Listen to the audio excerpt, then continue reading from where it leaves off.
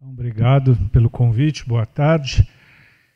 E parece que eu fiquei de pôr a cereja no bolo, né? Quer dizer, é o final do curso. Então vamos pôr uma cereja bacana no bolo, né? Pra gente. O bolo deve estar ótimo já, mas não custa a gente pôr uma cerejinha para ele ficar um pouquinho mais bonito. E a proposta da gente trazer esse tipo de trabalho para cá não é um diletantismo, não. A gente entende que a formação de todo profissional de saúde implica em formar um excelente técnico, é claro. Ele precisa saber muito, precisa saber fazer, precisa saber como fazer, mas ele precisa aplicar tudo isso ao fenômeno humano, né? Então todos os profissionais de saúde pegam tudo isso e aplicam tudo isso, é toda essa ciência, não toda essa evidência na medicina, e aplica isso ao fenômeno humano. E ninguém nasce sabendo fazer isso, a gente tem que ensinar também, faz parte dos currículos dos profissionais de saúde, a gente então tentar ensinar como lidar não, com o fenômeno humano. Então quando a gente usa essas imagens todas, quando a gente introduz isso nos currículos de graduação, nos currículos de pós-graduação, a gente está querendo ensinar medicina. Quando a gente está na faculdade de medicina, ou outra profissão de saúde, quando a gente está em outra faculdade. Né? Então, a gente usa as artes para ensinar medicina, ou para ensinar qualquer uma das profissões de saúde. Claro que a gente usa isso para ensinar aqueles aspectos ensináveis por essa metodologia, né? E aí depois eu deixo vocês pensarem em casa quais são esses aspectos. Mas por hora eu vou apresentar então algumas manifestações artísticas da infecção pelo HIV nas artes visuais. Eu tive que escolher algumas artes e como aqui o formato é uma palestra, ou seja, eu falo e mostro as coisas, não dá para a gente fazer filme, cinema, música clássica, teatro, literatura. Para cada uma dessas coisas existem manifestações da infecção pelo HIV nessas artes, né? Mas eu escolhi as artes visuais.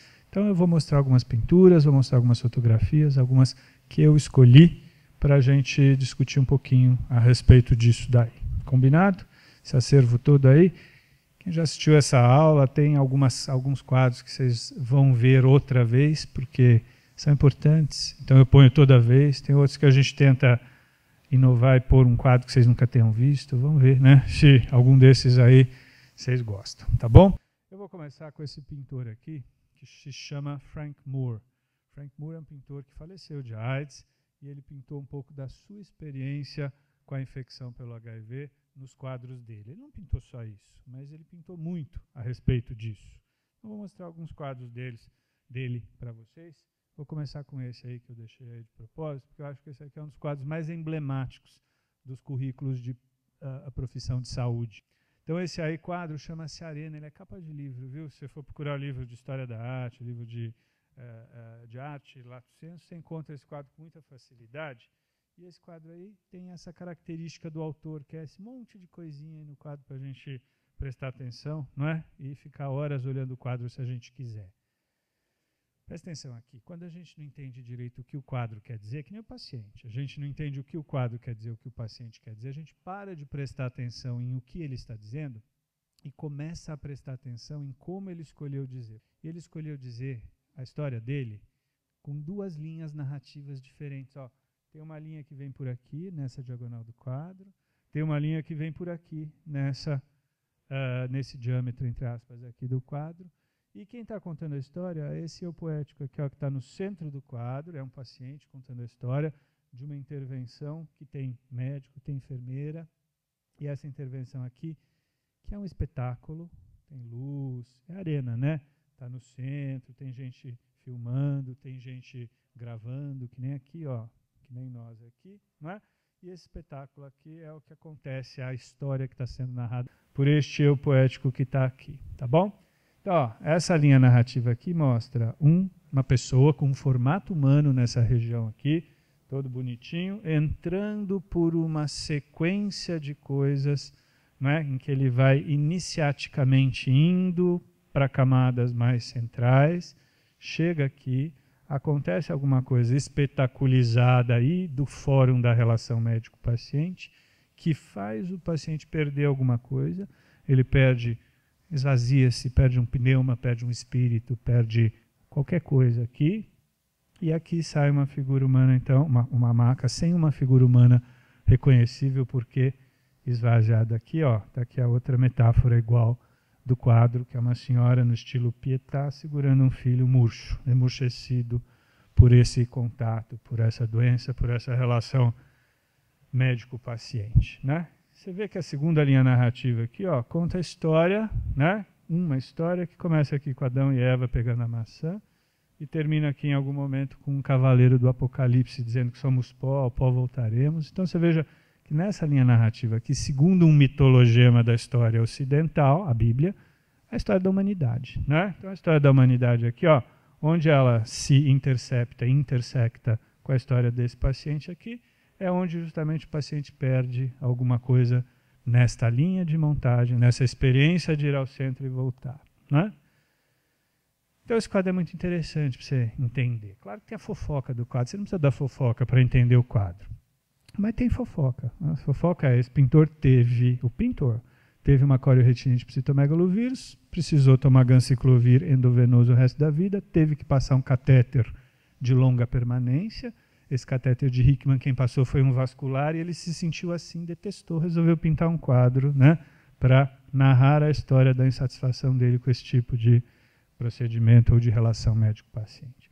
Mas o que eu gosto desse quadro aqui, né, é que esse quadro é muito a gente, se não em outros lugares, pelo menos nas faculdades de medicina, é muito a gente essa arena aqui, ó. Ó, nós aqui, exatamente na mesma posição que a gente está agora, só não é circular, não. A mesma posição, alunos aqui prestando atenção no professor, que está dando uma aula da virologia do HIV, isso aqui é década de 90, 80, né? Então não é o curso que vocês tiveram aqui, mas era o curso disponível na época, né? Então aqui, ó, a virologia do HIV, linda, bonita, reconhecível, budding viral, GP41, GP120, genes heavy neftate, conversando uns com os outros, LTR viral, LTR proviral, estrutura do core, ou seja, aqui tem uma aula da virologia do HIV, sendo dada para o indivíduo aqui, com alunos assistindo. Agora veja onde esse paciente colocou a formação médica, né? Todos os alunos de costa para o centro, longe do centro, na periferia do fenômeno, atentos à ciência da infecção pelo HIV, mas completamente alheios às outras manifestações possíveis de serem alocadas a qualquer doença, qualquer epidemia, qualquer peste, qualquer praga.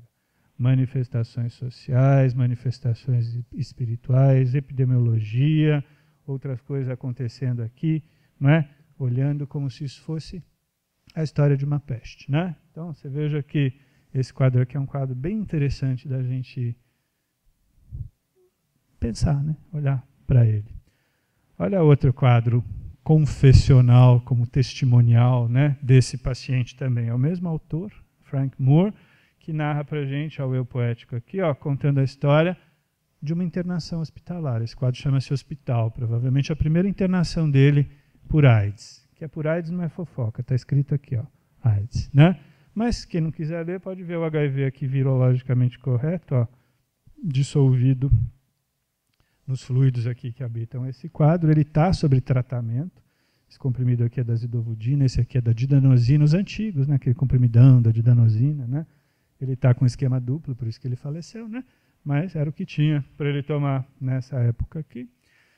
E essa é a experiência de hospital dele. Se você for prestar atenção, tem um monte de iconografia aqui, ó, hospitalar, então tem uma tomografia, outros colegas, outros pacientes, existe uma radioscopia, seringa, injeção, um monte de coisa aqui para você prestar atenção. Mas a experiência de internação aqui é uma experiência cheia de metáforas aí, né? Se for olhar, é um quadro gélido, frio, uma paisagem glacial. A única cor quente que tem nesse quadro é esse vermelho aqui. Quem não notou, note, não. Isso aqui é um coração anatomicamente correto, com os grandes vasos da base sangrando. Então a única coisa que tenta alentar o quadro é sangue derramado, né? Tem o vento aqui, que quase você vê as pinceladas, não? Do vento. Você veja que internar aqui, neste quadro, para este eu poético que está dizendo, é uma experiência de estar à mercê da natureza, à mercê dos elementos, desprotegido, à mercê do vento. Você veja que ele não está na mesma enfermaria que outros colegas pacientes, a experiência aqui é de fragmentação, ele está fragmentado. Se preferir, ele está náufrago, ele está à deriva, ele está à mercê. Se quiser, ele está numa ilha isolado. Então a experiência aqui é de completa desolação, isolamento, né? Está voltado à natureza, às intempéries, ao tempo e ao vento. Coitado do médico, não é nem ator coadjuvante aqui, né? Está longinho aqui, incapaz de ajudar essa experiência, né, de internamento. Porque o hospital para a gente é outra coisa, né? A gente chega, faz piada aí, toma café, onde a gente trabalha, né? Para a gente não é essa a visão do hospital, né?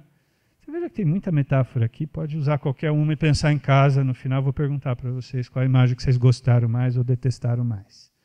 Mas ó, quanta coisa de caça, né? Ó, a imageria de caça. Então tem pesca, tem caça, tem arpão, está cortando gelo para pescar, né? Tem outras pessoas, ó, pesca aqui, gente atirando, gente caçando com arpão. Aqui tem uma metáfora de caça, de sobrevivência no inóspito. Tem a metáfora de ser presa, né? De ser o ser caçado, de quem está esperando, de alguma maneira, ser caçado, virar presa. Em todo um discurso aqui, então, de sobrevivência, de selvageria, de natureza. É uma visão até romântica de estar doente, né? Está à mercê dos elementos da natureza. Eu gosto muito dessas manchas pretas aqui, ó. São petróleo caindo, saindo, vazando, não? Dessa rede de petróleo, de refinarias aqui, de torres de petróleo. Então tem um petróleo aqui que de alguma maneira mancha o ambiente em que há brancura, o ambiente, o ecossistema. A vivência da doença aqui também pode ser entendida como poluta, manchada, poluída, suja, nódoa, né? Então você veja o que não passa na subjetividade desse eu poético que decidiu contar uma história pintando, não é? Mas nada disso eu gosto nesse quadro. Sabe o que eu gosto nesse quadro? Dessas pegadinhas aqui, ó. Adoro essas pegadinhas. Essas pegadas são o máximo para mim. Se tem pegada, alguém saiu do quadro, né? Essas pegadas dizem assim, alguém fugiu, deve ter fuga. A fuga. Você veja que esse paciente desesperançado ainda não, né? O paciente que eu quero dizer não é pintor, né? O eu poético que está aqui, ele entende que há uma fuga ainda dessa situação, é possível fugir. Ele pinta um monte de quadros, tem quadros super interessantes, ele briga com a indústria farmacêutica, ele briga com cientistas, ele briga com a ciência, ele se volta para uma série de outras possibilidades, ele está sempre náufrago da doença dele, e um dos últimos quadros que ele pinta, para não dizer o último quadro que ele pinta sobre o tema, é esse daqui. Esse é o mesmo compositor, o mesmo autor, né, o mesmo pintor que pinta isso daí. E é um jeito dele dizer, estou preparado, estou reconciliado com a ideia de morrer, é que ele expressa a visão de morte dele, né? Morrer é fluir, né? Morrer é natural, morrer é desvencilhar-se deste cordão umbilical que está colocado aqui, que é uma transfusão de sangue, uma das muitas que ele deve ter tido que receber, até por conta do ganciclovir que ele usou, não? Mas olha que bonito, né? Uma luz calma, uma luz suave, não tem aquela angústia dos quadros anteriores, né? Uma luz tranquila, e a imageria aqui, ó, é do outono virando inverno. Outono virando inverno, foi ele que inventou, né? É uma metáfora de morrer, que está aí desde, não, dos poetas românticos ingleses, pelo menos, não é isso? E a imagem aqui, ó, é da cama vazia. Essa imagem é ótima, né? Cama vazia é uma imagem do presente ausente, do ausente presente. É uma imagem super complicada, né? Porque a cama vazia está vazia, não? Mas ela está desarrumada, então ela esteve cheia. Se você chegar na sua casa agora, em casa, e a sua cama estiver desarrumada, você sai correndo, né? Quem que é que dormiu ali, né? Quem esteve ali, quem está ali, é um sinal de presença. A cama desarrumada é um sinal claro e inequívoco de presença. Entretanto, está vazia, né? E está vazia, mas fluiu, né? Está fluindo. Então você veja que aqui é toda uma metáfora romântica do morrer, do fazer sentido da própria morte, do deixar ir de alguma maneira, que ele precisou pintar, porque é da natureza dele. Pintar para se expressar. Ele conta a história dele, que a gente pode fazer aproveitar, né, essas epifanias que ele revela para a gente ter a nossa, né? Olha que quadro bonito esse daí. Esse é outro pintor. Esse pintor chama-se Wojnarowicz, Wojnarowicz, né, que nem está escrito aqui, apesar de chamar assim, ele é americano, de Nova Jersey. Ele é um pintor diferente, né? Ele é um pintor que tem uma gramática diferente, ele é ativista, ele tem discurso, ele é pós-moderno, ele pintou, ele fez instalação, ele escreveu, ele fez um monte de coisa, ele é um pintor bem interessante, também falecido de artes. E um dos quadros que ele pintou com o mesmo intuito, ou seja, de fazer sentido do seu morrer, foi esse daí. Esse aí também está em qualquer livro que você pegar de história da arte, que tenha um capítulo de pós-modernismo, porque tem que acreditar. Se não tiver o capítulo de pós-modernismo, não. Mas se tiver um capítulo de pós-modernismo, o Wojnarowicz está lá.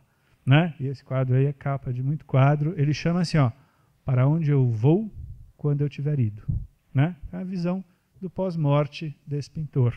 É a visão metafísica dele do que acontece quando a gente vai. É um jeito dele fazer sentido do sofrimento dele ou da doença dele. Né? A mesma coisa, né? Você não entendi nada que o quadro quer dizer, então olha como ele escolheu dizer. Ó, são duas camadas, uma camada preta e branca de colagem e em cima uma camada colorida de intervenção pelo pincel, pela tinta. Né? Ele interveio com cor numa camada sem cor. A camada de baixo é estruturada com quadradinhos, ou seja, uma distribuição organizada, ordenada, cartesiana, que mostra rodas, engrenagens, a física da vida, entra sódio, sai potássio, né? A coisa que é a vida dele, não é?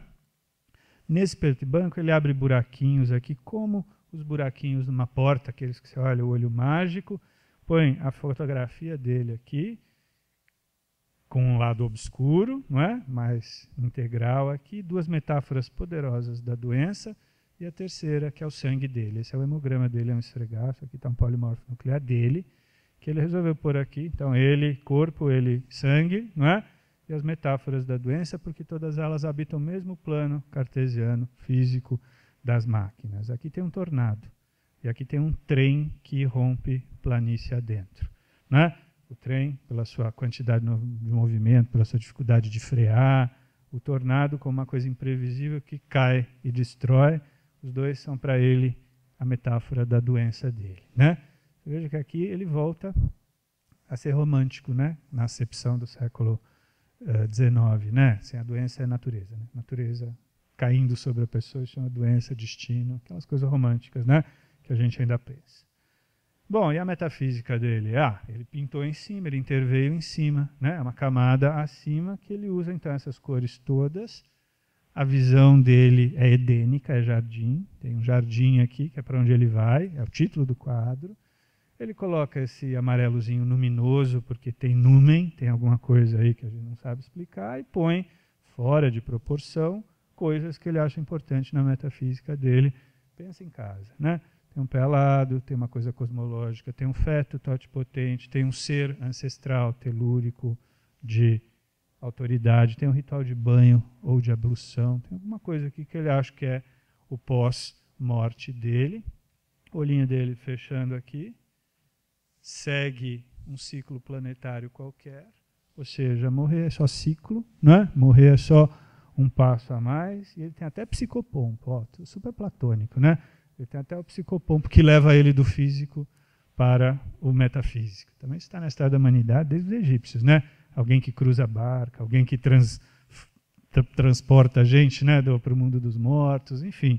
O psicopompo aqui dele, falei platônico, mas até antes de Platão já tem esse tipo de abordagem, né? Na raça humana a gente acha que alguém transporta a gente para algum lugar. Mas mais importante é a gente entender que ter uma metafísica, ter uma ideia, fazer sentido, ter uma função transcendente ajuda a gente a fazer sentido do nosso sofrimento. Isso, mais humano que isso, né? O cérebro protege a gente fazendo transcendência, né? Achando coisas, interpretando, dando sentido, mistificando. O outro, Derek Jarman, esse é outro artista, esse é um cinematografista bem importante, vão assistir os filmes dele, o Brasil gosta dos filmes dele, em qualquer videolocadora que você tiver tem uns 3 ou 4, se você quiser comprar filmes dele, tem para você comprar, são todos filmes de arte, não leva o namorado nem a namorada para assistir, eles vão achar chatos, né? Todos os filmes, você assiste sozinho, mas são filmes de arte, são filmes importantes, e ele é um britânico que morreu de AIDS. Antes de morrer de AIDS, ele pintou coisas, fez filmes, fez um filme inteiro sobre a cegueira dele, né? O ficar cego, que era a citomegalovirose dele.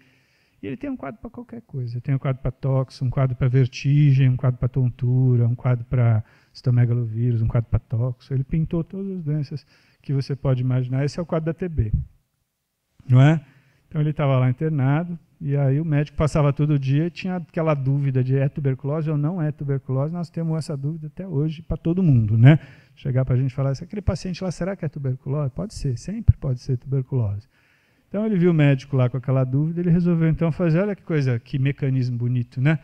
O modernismo gastou 70 anos para poder fazer isso, né? Para falar, eu não quero mostrar janela nenhuma, perspectiva nenhuma, a tela é um teatro de operações só, né? Então o que ele fez? Ele pegou os equipos de soro dele e grudou no quadro. Olha que coisa poderosa. Ele pegou uma coisa do dia a dia prosaica e transformou em arte.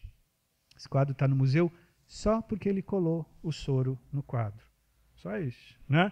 Não inventou isso, né? Muita gente fez isso antes. Picasso fez isso antes, colagem, né? Um monte de gente, Duchamp inventou isso, né? Então, mas ele usou. Então ele transformou uma coisa prosaica numa coisa artística, poética, se quiserem, colando os equipos de soro usados nele no quadro. E aqui ele fez o oposto. Ele pegou poesia, Shakespeare, ser ou não ser, eis a questão, e transformou numa dúvida prosaica.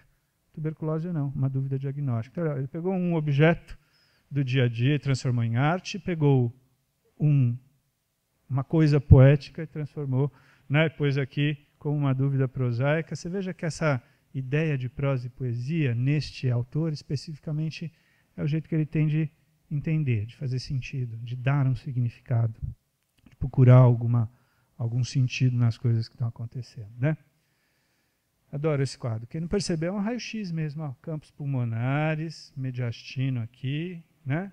O coração aqui, o mediastino alargado. Deve ser TB mesmo, né? Não era linfoma? Deve ser TB mesmo. Essa é a dúvida dele. Olha esse outro, que lindo, esse quadro.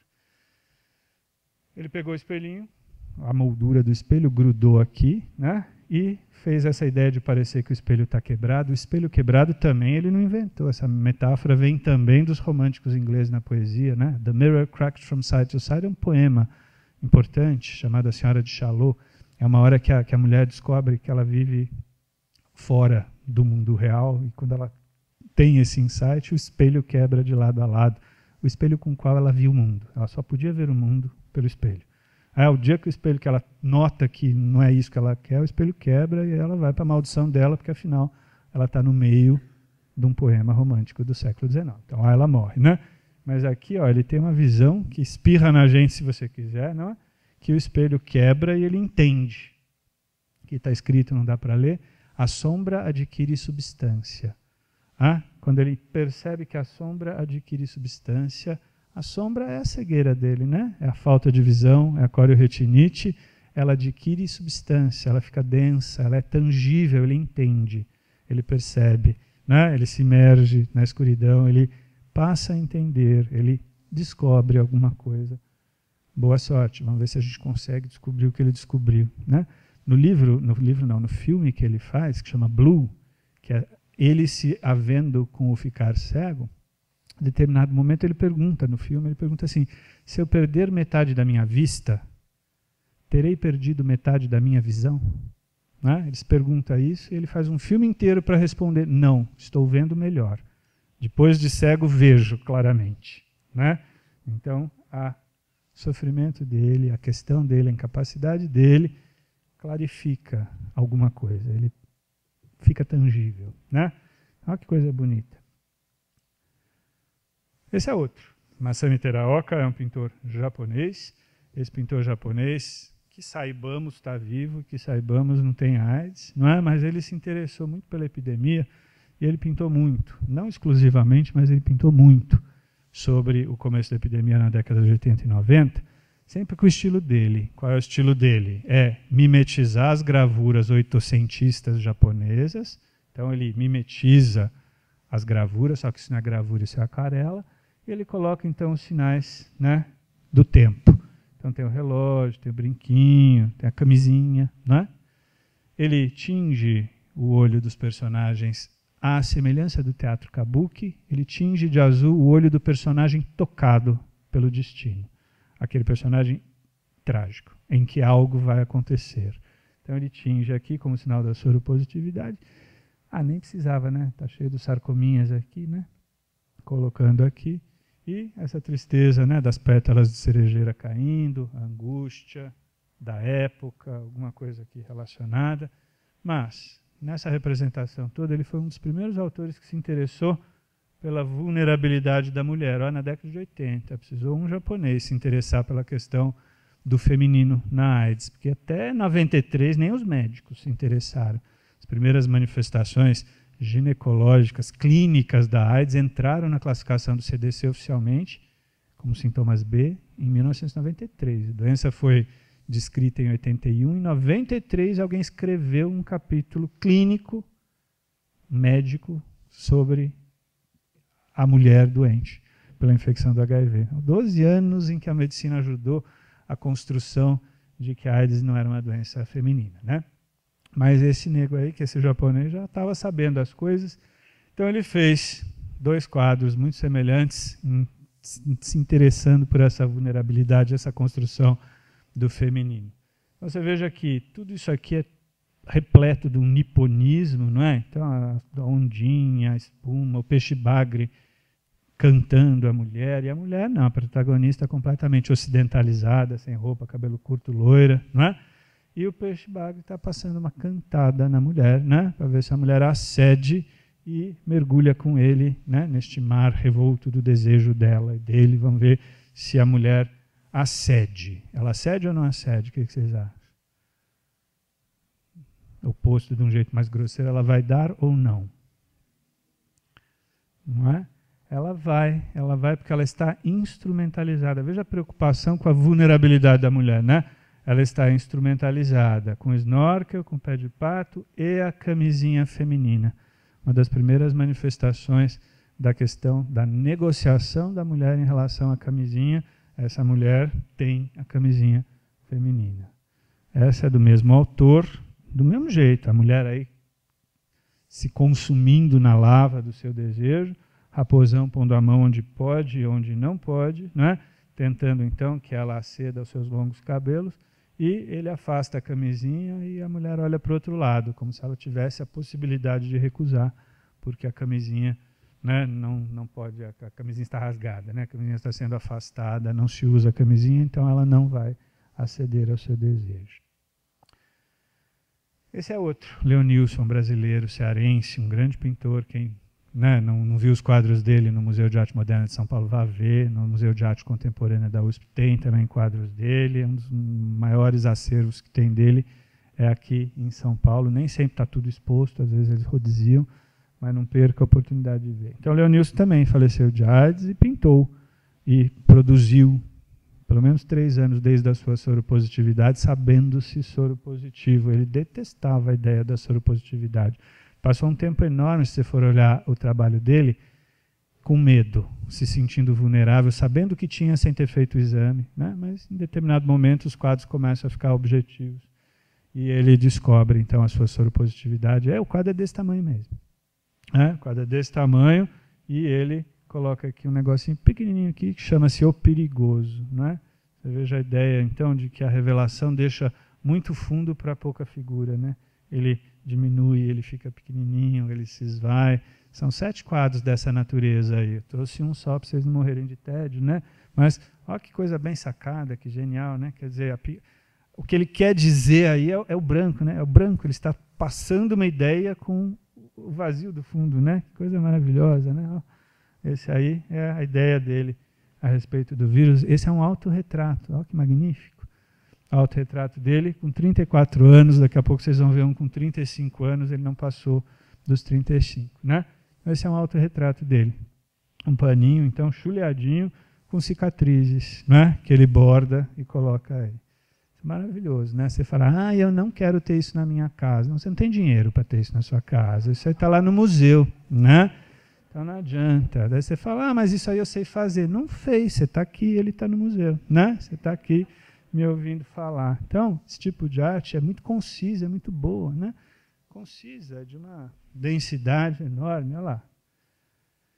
Esse é um dos autorretratos dele com 35 anos de idade, é um saquinho. Né? Você viu que a doença na cabeça dele dissolveu o esquema corporal dele, né? Os autorretratos dele são vazios, né? Ele esvazia, ele desperdiça, ele fica pequeno, parece que abriu um buraco e ele entrou dentro, né? Então ele fica muito introjetado, introvertido na ideia da doença para ele, o eu poético desses coisas. Tem Keith Haring também. Keith Haring todo mundo conhece, ele é um dos gênios grafiteiros, né, de Nova York, morreu também na infecção pelo HIV, ele quase que inventou, não é, essa gramática toda dos grafites e o jeito de funcionar, todo mundo já viu. Então, algum grafite do Keith Haring ao vivo, você andar em Nova York, tem na rua, né, você já viu, ou você vai no museu, tem também os grafites dele, né. Então, Keith Haring, por exemplo, né, com muitos grafites que ele fez a respeito da AIDS, né, tem muitas intervenções, ele morreu de HIV, né, então ele tem muitas intervenções sobre a AIDS, então tem essas coisas monstruosas, disformes, né, com os órgãos sexuais expostos, com a ideia do morrer, com a ideia, né, de uma coisa meio inferno de Dante, então tem essas coisas aqui que de uma maneira é simples, né, ó, são linhas, é só linha, né, é linha. A sintaxe aqui é simples, né? Linha e cor, linha, cor, daí aparece alguma coisa sendo interditada aqui, né? Então ele discorre a respeito da doença, do morrer, da sexualidade, né? De várias coisas através então dessa gramática um pouquinho mais simples. E a representação do vírus como espermatozoide com chifrinho é característica dele. Vai aparecer esse espermatozoide com chifre, em qualquer alusão que seja ele que está falando da epidemia, que está falando do vírus, que está falando da doença. Neste caso aqui, ele está falando da epidemiologia, não é? Que é a transmissão, então, como droga endovenosa, mas ele teve muita coisa, então, para dizer sobre a sua experiência da infecção pelo HIV, mas aí é uma sintaxe de rua, né? Uma sintaxe mais grafite, não menos boa, mas diferente. A África, que é a África, né? A gente é muito eurocêntrico, né? A gente não vê a arte africana, né? Mas na infecção pelo HIV, como é que a gente não vai ver a arte africana, né? São 3/4 da população mundial que tem a infecção pelo HIV. Então existe arte africana, sim, senhor, a respeito da infecção pelo HIV. Existem filmes, 2 ou 3, existem manifestações, é que a gente não chega nelas se não sai procurando, né? Então, existem capítulos, né, de manifestações artísticas. Esse projeto aqui é um projeto super interessante dessa artista chamada Jane Solomon, que pegou um grupo de mulheres infectadas pelo HIV, lidando com questões, isso na África do Sul, lidando com questões pertinentes à orfandade, né, a soropositividade à doença, a viuvez, uma série de coisas aqui, né, e instrumentalizou essas mulheres com papel, com tinta, mandou as mulheres deitarem nos papéis, a outra mulher fazia um contorno corporal dessa mulher e a uma mulher contava a história dela com as tintas do jeito que ela quisesse, sob a supervisão dessa Jane Solomon. Então é um projeto, né? Não dá para a gente ver um dos trabalhos, tem que ver o projeto inteiro, mas você vê alguns dos projetos, né? Foram lançados então em que as mulheres contam das suas questões, né? Tipicamente agora, né, se assenhorando das questões femininas. Então, não é reprodução, outras coisas que elas colocam aqui, então com as questões envolvidas então nas suas angústias de serem pacientes soropositivas onde estão nesse momento, que é na África, né? Então, ó, ame todos, mas não confie em ninguém, né? Você veja que existem questões então todas aqui em que elas começam a contar suas histórias, ó. Tem um corpo aqui saindo do outro, aqui há a percepção da via respiratória, né? Então tem coisas aqui que dizem respeito à simbologia. A arte aqui não é da paciente que fez só, né? Mas é da artista que incorporou e fez isso de uma maneira geral. Então a arte é o projeto inteiro só, não é este quadro é o projeto todo. Olha lá, né? Então sempre as mesmas questões envolvidas aí, que são as questões da feminilidade, né? Na época da epidemia e questões adjacentes. Esse é outro pintor, que é um pintor também africano, né? Que eu trouxe para vocês darem uma olhada. Achei bem pertinente esse curso, né? Porque você veja que há uma representação do vírus e ele coloca uma fotografia dele próprio, soropositivo, não no core do vírus, como a dizer, olha, presta atenção, né? Tem a doença, tem o doente, tem o agente etiológico e a doença causada, não é? Não são metonímias, não é para você usar um pelo outro, né? Quer dizer, há que se fazer de alguma maneira a correlação entre o fenômeno e o fenômeno humano, o fenômeno biológico e o fenômeno humano. A gente não trata o HIV, a gente trata a pessoa que tem o HIV tem face, não é? Não adianta a gente sair por aí dizendo que o vírus é vírus, mas ele está em alguém, esse alguém tem alguma história. No contexto deste autor especificamente, esse discurso aqui é político, né? Então aqui não é o autor que está aqui, é a África que está aqui, né? É a África negra que está aqui, a África subsaariana que está aqui, dentro do core do vírus. Ou seja, no core do vírus não tem proteína, tem gente, né? Essa é a ideia que está sendo discutida aqui, né? Visualmente. Esse aqui é um aluno, né? Agora, hoje, ele não é mais aluno, ele é médico, ele é pesquisador, que nem vocês, ele é pesquisador no Canadá, nesse momento, e quando ele estava fazendo a graduação dele, ele decidiu fazer esse curso, né? Que era um dos cursos que ele podia fazer, e no final do curso tem que fazer alguma coisa, porque não tem que fazer prova, a nota dele era isso daí, tinha que ter um instrumento de avaliação qualquer, então ele tinha que fazer isso aí.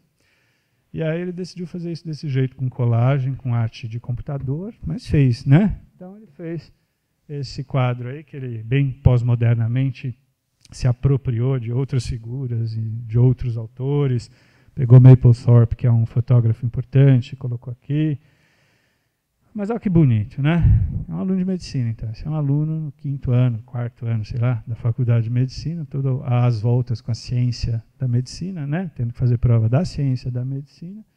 E ele coloca, então, divide em 4, então há um quadradinho, né? Tem um quadradinho, tem uma lente, uma bola de cristal, uma lente, que diz que ele quer ter alguma visão a respeito do quadradinho. Então, ele muda a intensidade, a luz, o clima, a estação, a hora do dia do quadradinho, tenta ter algum sentido e olhar isso de alguma maneira. E o que ele acaba fazendo, né, para fugir disso aqui? Olha que bonito, não? Ele produz uma espiral, né? Você viu como a espiral rompe o quadradinho, né? A espiral consegue romper o quadradinho, é a visão que ele precisa, é uma espiral, né? Tem até modelos matemáticos para essa espiral, se você quiser entender, mas ela vai ao infinito, né? Ela sai do quadradinho, ela burla, e a espiral que ele oferece para a gente, nesse contexto, né? De abertura de ideia, de epidemiologia, de camisinha, esses coisas que a gente fica fazendo na faculdade, né? Ele, de alguma maneira, consegue sair do micro, esse é o vírus, então, fazendo budding viral, né? Ó, ele sai do micro e vai ao macro, isso é o planeta Terra, né? Então, de alguma maneira, ele consegue ir da ciência à cosmologia, ou da microbiologia à cosmologia, ou do pequeno ao grande, ou do científico ao maior do que o científico. Não sei o que ele faz aqui, mas ele consegue operar uma mudança essa que consegue dar para ele a visão que ele queria, e no quadradinho ele não tinha. Tá bom? Bacana depois saber, esse cara está lá fazendo pós-doc de não sei o que, né, no Canadá. Tem fotografias também, não é só quadro, né? Não é só intervenção, não é só instalação, tem outras coisas também acontecendo. Então, Mapplethorpe é um fotógrafo importante, falecido de AIDS também, e ele fez muitas fotografias a respeito de si. Ele é um autorretratista bacana, sabe? E ele não se recusou, né, como objeto da sua própria câmera, ele com AIDS, ele com HIV, ele emagrecido, ele maculado, ele sempre fez autorretratos de si. Então, se sequenciar, você consegue ver as transformações nele. Ele é um fotógrafo muito bacana, porque ele é todo clássico na forma, ele é formalista e todo transgressor no conteúdo, né? Você fala, não estou entendendo isso, né? Ele transgride tudo que ele pode no conteúdo, a ponto de algumas fotos serem desagradáveis para o público em geral, né? E ele é todo formalista, tudo é posado, tudo é calculado. Então, olha lá, a luz, não é, que vai do escuro para o claro, a contraluz aqui, né, que vai do escuro para o claro ao contrário. Essa flor irrompe quadro adentro aqui, ó, pela diagonal, tem essa sigmoide graciosa. Esse quadro chama Calla Lily, ou é um dos Calla Lily dele, né? Calla Lily é copo de leite, está lá no MoMA, tá bom? Então, Calla Lily, você viu que isso é um autorretrato, né? Ele está se autorretratando aqui, ele escolhe do buquê de lírios que ele podia dos copos de leite que ele podia fotografar, ele escolhe o senescente, o manchado, o que apodrece, o que não tem mais vida útil. Veja aqui que é um manifesto enorme de dizer ainda a beleza. Eu ainda faço beleza, eu consigo fazer beleza, não é? Mesmo do lírio murcho eu consigo fazer beleza, faz-se beleza, né? Então aqui é um manifesto estético enorme, não? Que é um dos autorretratos dele mais importantes que tem. Brian Weil é um fotógrafo super bacana também da década de 80, 90, só que ele é documentarista, ele não tira retrato, ele faz documentário. Nessa época ele estava antenadíssimo, foi para a África, foi para o Sudeste Asiático, foi para os países do Caribe, fotografou mulher, fotografou criança. Ele saiu um pouquinho daquela ideia, não é, de que a doença era uma doença dos homens que faziam sexo com homens, ou dos outros, né, sempre dos outros. Ele foi atrás, então, da epidemiologia como documentarista. Essa fotografia é de uma mulher num hospital da África do Sul. Né? Então, é uma fotografia de uma mulher na década de 80 na África do Sul. Você vai falar, bom, para documentarista fez tudo errado, né? Granulou, estourou a luz, né? Então fez tudo errado. Mas eu falei que ele era realista. Né? Ele é um documentarista que ele quis exatamente esse efeito quando ele estudou, né, o jeito que ele ia fotografar essa mulher. Você veja que esta mulher aqui não é uma mulher, não é? Essa aqui é uma metáfora da África, uma metáfora da população, uma metáfora política, uma metáfora, enfim, da África doente, do corpo político doente, não do corpo físico doente, é político. Você veja que ele borra, né, deixa as fronteiras aqui entre o objeto e o fundo, né, a mulher e o fundo, borradas, ele confunde o fundo com a figura, isso chama cubismo, né? Tá certo? Ele confunde as coisas, como se o corpo dela tivesse de fato dissolvendo, não é? Essa mulher tem um corpo político em dissolução, ele está chamando a atenção então para as questões políticas entendidas aí como políticas amplo senso. A única doença, né, que foi discutida na ONU é a infecção pelo HIV. As doenças são discutidas na OMS, na Organização Mundial de Saúde. A única que foi discutida na ONU é a infecção pelo HIV. Né? Ou seja, a única doença tecnicamente política que existe é essa. A epidemia foi discutida. Tá bom? Ó, coisa importante aqui, né? Ó, o peito da mulher entreaberto. Né? Para que serve o peito de uma mulher soropositiva, né? Nesta época aí, né? Para amamentar. O que é a mulher na fase, né? Nessa época da epidemia? O que é a soropositividade? O que é a feminilidade? Tem muitas questões aí bacanas. Olha o Brian Weil fazendo uma outra fotografia impressionante, né? Essa Flávia, morta de HIV, ele fotografou a mãe, que chamava-se Maria, a Flávia, e a outra filhinha da Maria, que é um nenenzinho que morreu de HIV também. Ele foi atrás e fotografou no estilo documentarista, e esse é o funeral da Flávia, morta de HIV. Veja o que ele constrói aqui, ó. Seu olho chega aqui, onde tem a luz, e vê a criança morta. Não é? Criança morta não é uma coisa que você quer ver, então seu olho foge. Não é?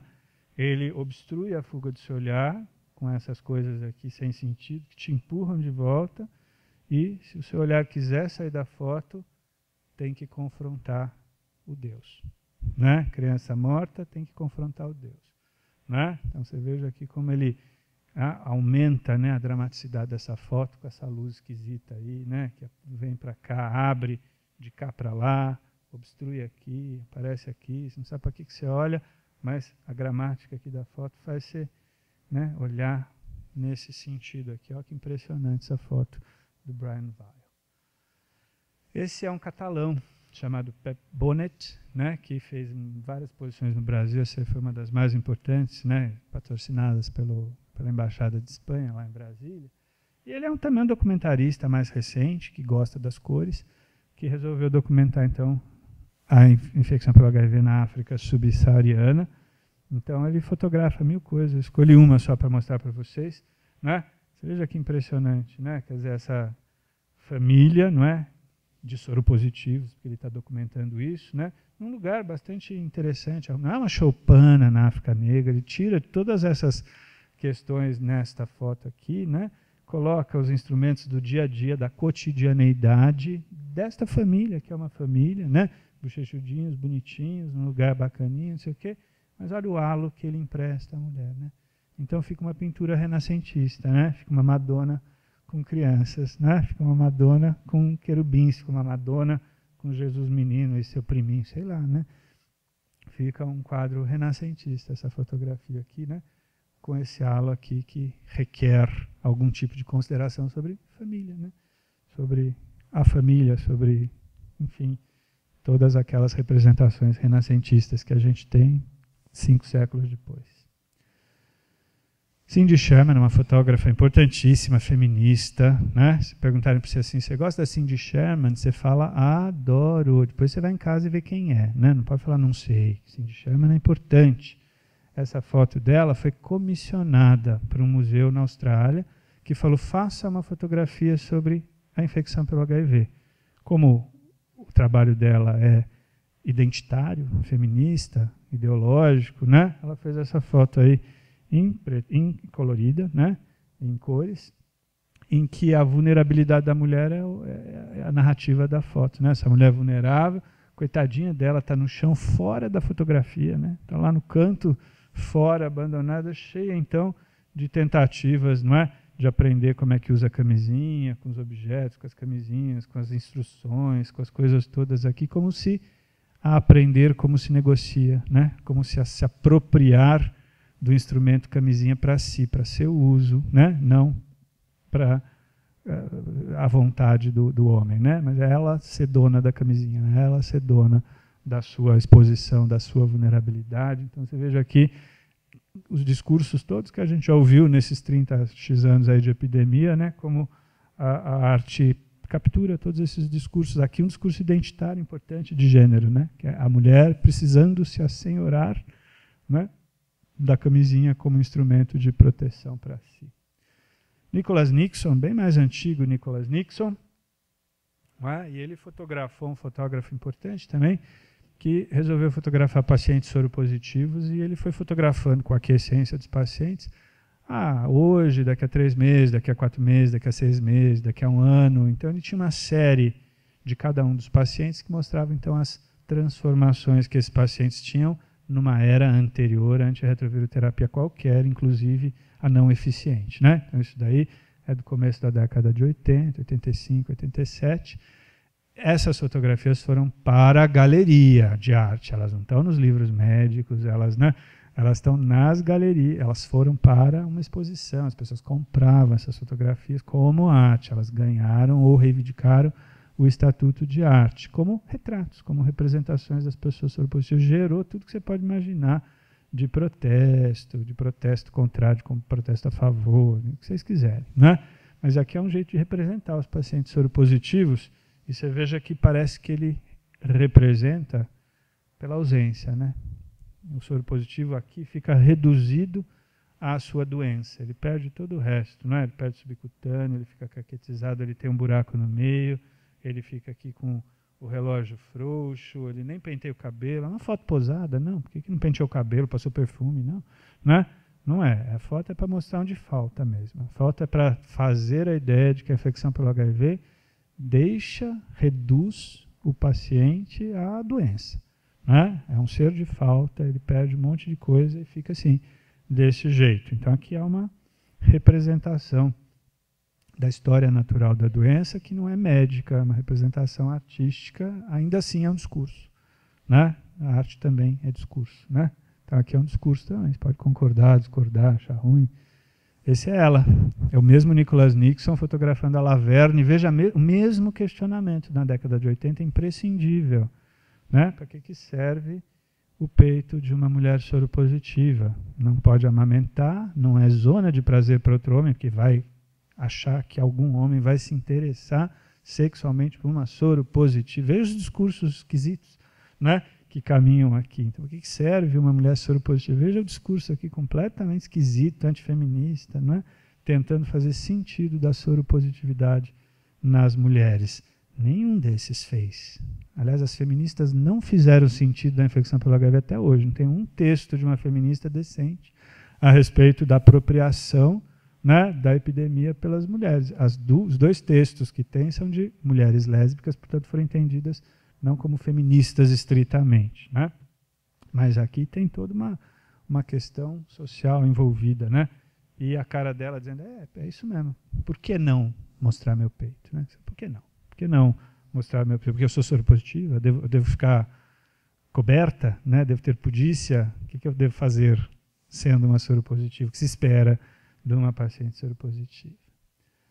Estou terminando. Nan Goldin, uma outra fotógrafa, né? Também muito importante, Nan Goldin, tem um monte de livro por aí, um monte de fotos. Você também gosta dela ou desgosta, mas nunca pergunta Nan quem, né? Porque ela é muito importante. Ela fotografou todo o submundo nova-iorquino da década de 70, 80 e 90, tudo que ela fez. Ela é uma documentarista intracomunitária, ou seja, ela burla toda aquela história de que quem faz documentário tem que estar fora, tem que estar neutro, tem que estar ausente. Ela fala, não, né? Tem que estar presente, a gente só documenta o que a gente vive. Então ela documentou toda a experiência de vida dela, para em determinado momento descobrir que todo mundo que ela fotografou morreu de AIDS, só ela não. Né? Então ela fala, não sei, eu fiz tudo que eles fizeram, usei as mesmas drogas, inventei as mesmas coisas, transei do mesmo tanto, sem camisinha com todo mundo, e eu não peguei o HIV. Então ela fala que ela não entende o que aconteceu, mas ela acabou que involuntariamente ela documentou a epidemia em Nova York na década de 80. Então tem fotografia de tudo quanto é amigo dela morrendo de AIDS. Essa é a fotografia da Cookie Miller. Cookie Miller é uma atriz dessa época que era grande amiga dela e ela foi fotografando a Cookie Miller ao longo então da sua soropositividade. E essa é a última fotografia. Daí ela fez uma exposição para memorializar, para, enfim, para os serviços funerários da Cookie Miller quando ela faleceu. Essa é a última fotografia da série, da Cookie Miller no seu leito de morte. Cookie Miller está aqui, ó.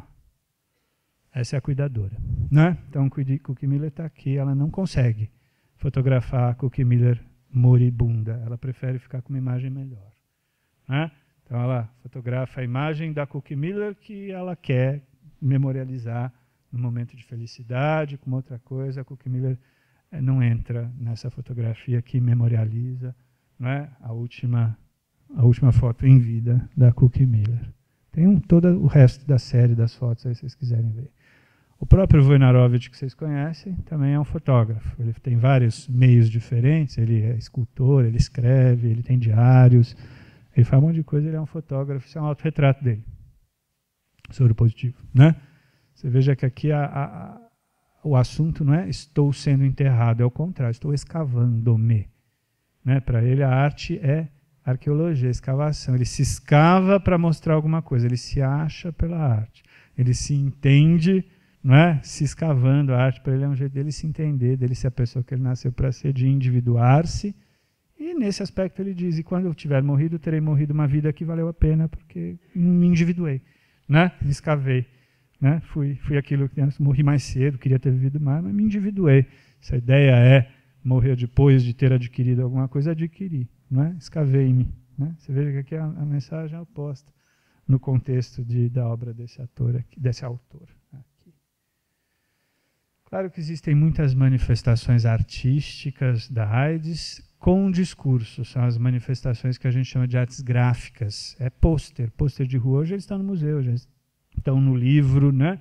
Mas tem muitas manifestações, então, são desses pôsteres aqui, das manifestações do Estado, não? Dos discursos que competiam, então, na década de 80, para ter dinheiro, fundo, pesquisa. Né? Um dos filmes mais interessantes agora, né, é o Dallas Buyers Club. Vocês assistiram esse filme dos compradores de Dallas, que tenta olhar para a epidemia, hoje, olhar para a epidemia na década de 80, não é?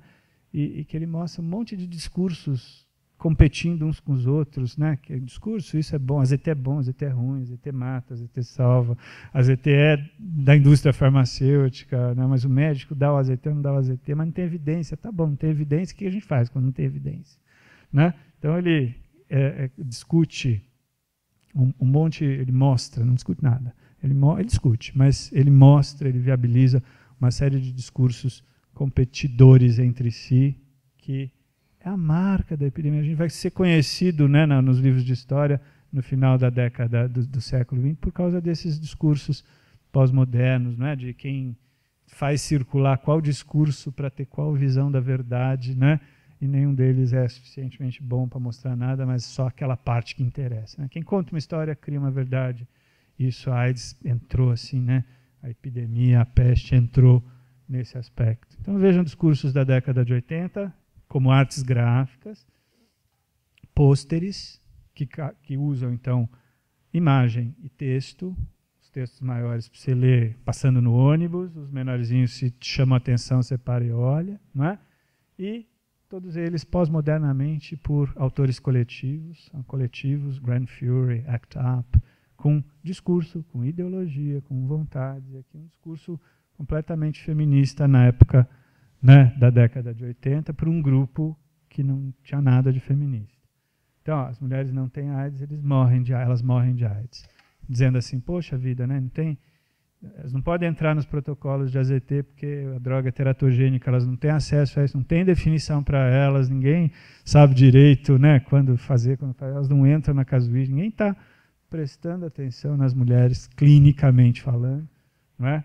Então, as mulheres não têm AIDS porque elas não entram nas definições do CDC, elas não entram na epidemiologia, né? Você vai olhar as séries históricas, tem os homens que fazem sexo com homens, usuários de droga endovenosa, os africanos, não tem mulher, né? Se for olhar nas casuísticas iniciais do MMWE, do CDC, não parece lá mulher, né? Homem, mulher, né? Parece, as mulheres são fragmentadas como parceiras de usuários de droga, né? Trabalhadoras do sexo, elas são fragmentadas, ninguém entendeu direito o que estava fazendo com a mulher. Então aqui é a sociedade reclamando, né? Então, elas morrem de AIDS, e veja que a crítica é importante, né? Pegam uma fotografia aqui das mulheres que a sociedade quer que elas sejam, né? Misses, com as medidas adequadas, ó, da boca para baixo, da boca para cima não interessa, né? Esse corte aqui é pernicioso, né? Esse molduramento aqui quer dizer coisa, é da boca para baixo, da boca para cima a mulher não funciona, né?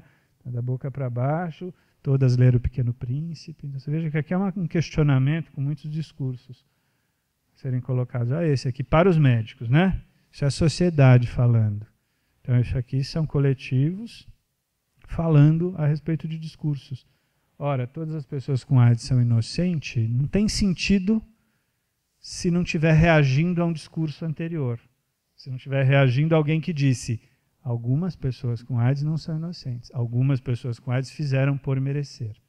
Né? Se não houver esse discurso, não tem que ter esse contradiscurso. E esse contradiscurso é para os médicos.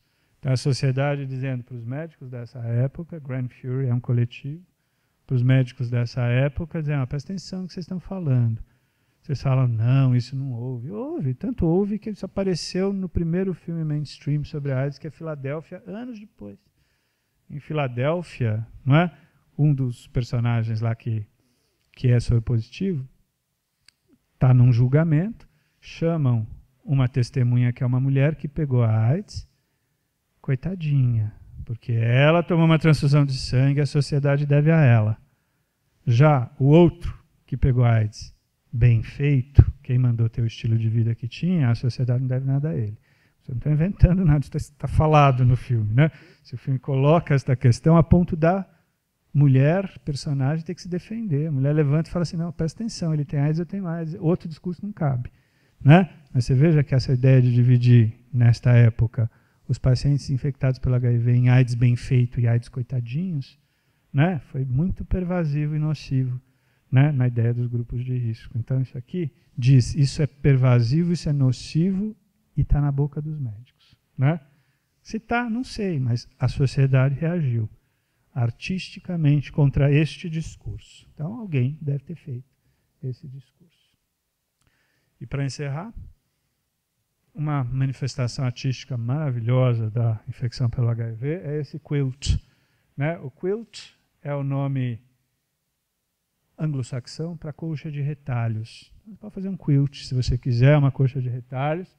Para cada paciente que morre de AIDS, você pode fazer um quilt para memorializá-lo. Esse quilt pode ser qualquer coisa, mas tem que ter esta dimensão por esta dimensão, que é a dimensão de uma cama ou, se quiser, de uma lápide. E aí você faz o que você quiser para memorializar o ser amado que morreu, e você manda esta obra têxtil, né, que pretende ter sentido, que pretende ter discurso, que pretende ter qualquer coisa, para uma central que centraliza essas obras, cose em painéis maiores, e maiores, e maiores, e esses painéis são abertos numa cerimônia pública, que é uma litania de nomes. Então tem toda uma coreografia para abrir isso como um rito, com uma litania de nomes em que as pessoas diretamente envolvidas pegam o microfone e começam a ler a lista das pessoas que estão memorializadas. Fulano, Cicrano, Beltrano, e meu querido filho João da Silva. Aí vem outro e fala, fulaninho, Cicraninho, Beltraninho, Beltranão, e o paciente de quem eu cuidei, fulano de tal. E meu querido irmão não sei quem. Né? Então as pessoas dão testemunho, né, numa litania de nomes, que tem esse nome mesmo, um projeto chamado NAMES. A ideia é transformar números em nomes, né? Transformar o evento epidemiológico de uma série numérica de incidência e prevalência numa série bidimensional, pelo menos, de pessoas. Né? Trocar o número pelo nome para ver se as pessoas entendem a epidemia com uma dimensão a mais, que não seja só desvio padrão, média, série histórica, incidência, prevalência, letalidade. Né? Então, tem várias manifestações. Tem um filme maravilhoso, assistam, que ganhou o Oscar de melhor documentário na época, chama Histórias do Quilt. Vou mostrar 2, daí a gente encerra. Esse é um dos quilts. Então, outra vez, o trabalho de arte não é o quilt, né? É essa coisa enorme que cresce. Isso aí está tão grande que a última vez, tem hectares, a última vez que isso pôde ser aberto inteiro numa superfície urbana foi em 1990. Nos Jardins Ovais da Casa Branca, no dia 1º de dezembro, que é o dia da luta, do enfrentamento. Né? Então, a última vez foi em 1990. De lá para cá, ele tem hectares, ele não consegue ser aberto inteiro, ele é aberto em capítulos. Ele tem capítulos. Tem capítulos, a sede é São Francisco, mas tem capítulos em Nova York, Paris, Berlim, Chicago, Toronto, acho que tem um na Austrália também, não sei. Então, qualquer lugar que você for, você encontra esses painéis, viu? Você vai para São Francisco, na Grace Cathedral tem esses painéis. Você vai para Sydney, na Catedral St. James, não lembro, tem painéis. Você vai no Smithsonian, tem painéis. Qualquer lugar que você vê, tem um desses painéis aí memorializando pessoas. Esse aqui é do Jack Wall. Você veja que esses painéis falam muito pouco de quem morreu, né? Eles falam de quem ficou. Eles falam de quem está fazendo o luto. Né? Eles são um jeito da gente ritualizar o luto, da gente homenagear o morto, é um jeito da gente ficar mais tranquilo com a gente, né? Nós que não morremos. Né? Então, esses painéis, eles propõem-se a falar de quem morreu, mas na realidade eles estão falando do luto e do sofrimento de quem ficou. Esse, para mim, é o meu preferido. Jack Wall. Está escrito aqui, Jack Wall é isso, Jack Wall é bacana, Jack Wall é bom, Jack Wall é, né, simpático, Jack Wall eu amo Jack Wall. Está escrito um monte de coisa aqui do Jack Wall. Qual é a história desse quilt aqui, né? Jack Wall chegou em casa, na sala, falou para o marido dele assim, estou com HIV, vou morrer. Né? E o marido falou assim, então encosta na parede, pegou um carvão, decalcou a figura do Jack Wall na parede da sala e falou, agora você pode morrer, porque eu preciso ter alguma coisa para lembrar de você. Precisa ter alguma coisa concreta para eu lembrar de você. E assim foi. Quando o Jack Wall morreu, ele redecalcou a silhueta do próprio, que é essa daí, da sua sala de estar, e preencheu esse quilt aí, que mais uma vez é o luto pleno, né? É o vazio, é a presença do vazio. Né? É o vazio ausente e presente ao mesmo tempo. Quer dizer, o Jack Wall está aqui, mas não está. Né? Ele é um buraco, ficou um buraco na vida, ficou um buraco na parede, mas também ficou contorno. Né? Então você veja que o luto é isso, né? É o presente, o ausente, presente, essa confusão entre estar presente e estar ausente, tudo ao mesmo tempo, né? Que é o luto. É o buraco, mas é o contorno, é tangível, mas não é tangível. Né? Tem 2 dimensões, mas não tem 3. Né? Você veja a questão, para mim esse aí é o preferido. E para terminar, Doug Riley foi memorializado, morreu em 85, que é o pior ano do mundo para você morrer de AIDS, é esse, né? Porque todo mundo já sabia dos horrores e não sabia nada, né? Eu morri em 83, ainda era de susto, né? Mas em 85 todo mundo já sabia dos horrores, né? Esse é o pior ano para morrer de AIDS, ele morreu jovem nesse período aqui. Quem memorializou ele a gente não sabe, não está assinado o quilt, né? Ante a morte do Doug Ridley, teve um surto de humildade cósmica. Não? Olha isso, né? A gente é nada. A gente é poeirinha de estrela, a gente é bichinho num planeta, a gente canta e dança nossos mortos, a gente não é nada, né? Ante tudo isso daqui, né? Então você veja que houve uma introspecção e uma epifania aí de humildade profunda ante o destino.